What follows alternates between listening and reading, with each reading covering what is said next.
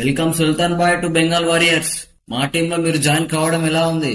మీ feeling ఏంటి? Bengal fans, ముందుగా మీ అందరికీ థ్యాంక్ యూ సో మచ్.